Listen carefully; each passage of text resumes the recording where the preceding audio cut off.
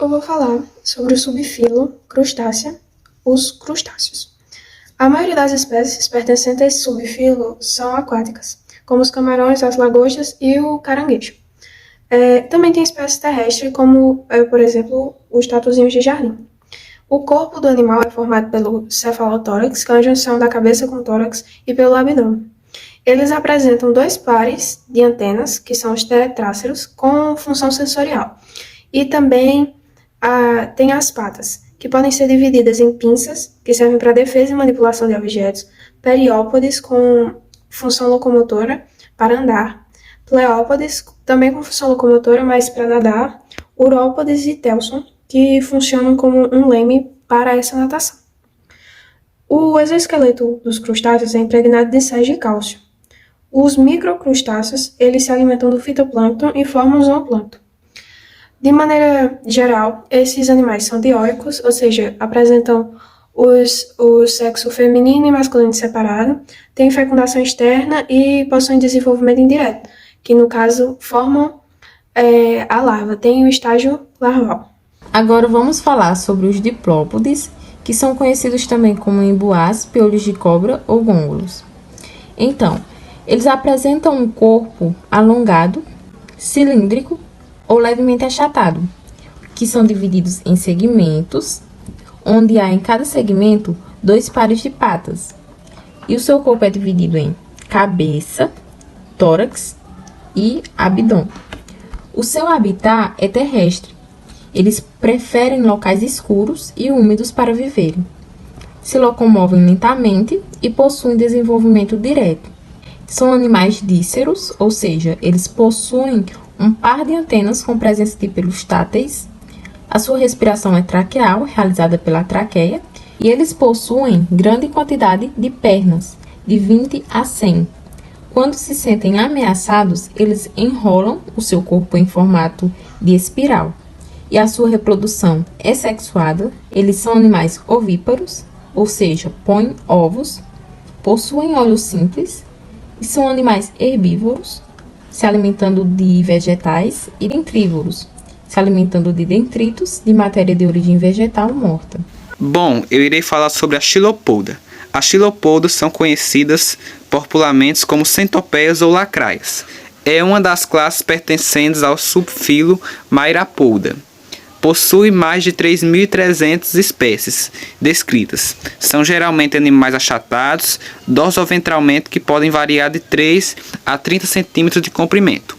As xilopodas são artrópodes terrestres, mais conhecidos como predadores vorazes, capazes de caçar invertebrados e vertebrados.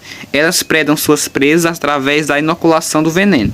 A maioria apresenta uma coloração marrom ou amarela, mas algumas espécies tropicais apresentam coloração aposemática, como vermelha, preta, laranja, verde ou violeta.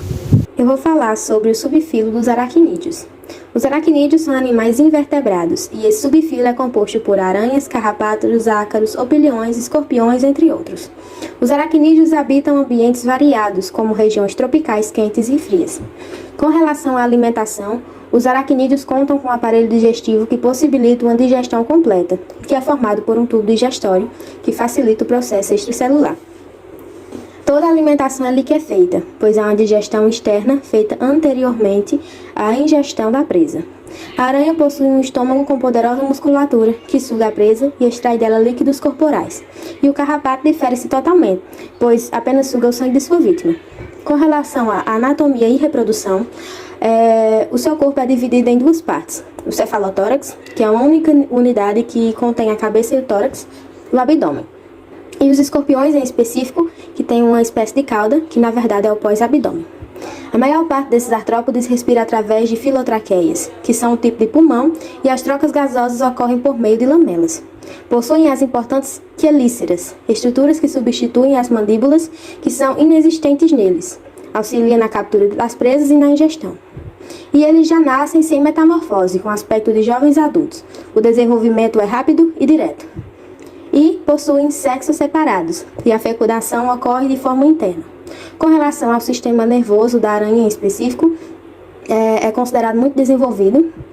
São 8 olhos simples, encontrados na área dorsal do aracnídeo, com distintas capacidades de percepção de imagens.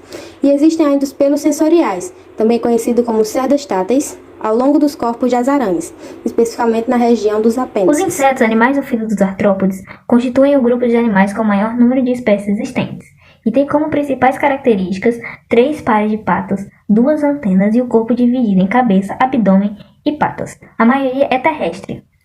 Os insetos caracterizam-se por apresentar um corpo formado por cabeça, tórax e abdômen separados. Na cabeça há um par de antenas providas de estruturas sensoriais microscópicas, com função tátil e olfativa. Junto à boca fica o aparelho bucal, que diferem em grupo, podendo estar adaptada para triturar, picar, sugar ou lamber. Do tórax saem 3 pares de pernas articuladas. A maioria tem asas, que são expansões da epiderme e do exoesqueleto. O voo é realizado pela ação de músculos estriados antagônicos existentes no tórax. A maioria dos insetos possuem 1 ou 2 pares de asas. Todos os insetos respiram por meio de traqueias e o sangue, ou hemolinfa, não contém pigmento respiratório. Dessa forma, o transporte de gases respiratórios ocorre diretamente do meio aéreo para o interior do corpo do inseto, não ocorrendo, portanto, participação do sistema circulatório nas trocas gasosas. Os insetos são dioicos e têm fenização interna.